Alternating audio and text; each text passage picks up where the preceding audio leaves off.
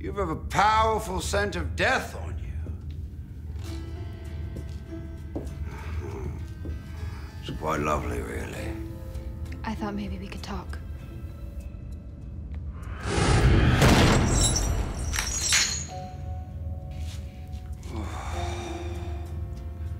Such a puny creature dares to dalliance with the almighty necromancer.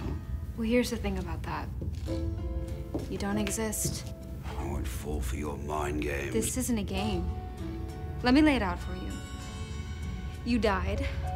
You were in a dark place for what felt like an eternity until suddenly you were pulled into the light with a singular, inexplicable mission to retrieve a knife. Do continue. It's been the same with all the creatures that came before you. A dragon, a gargoyle, an arachne, a dryad. Bah! Such creatures exist only in fiction. No, they've been erased from history. And so have you. That's preposterous. I'm world-renowned. People tremble at the sound of my name. Don't believe me? Read up.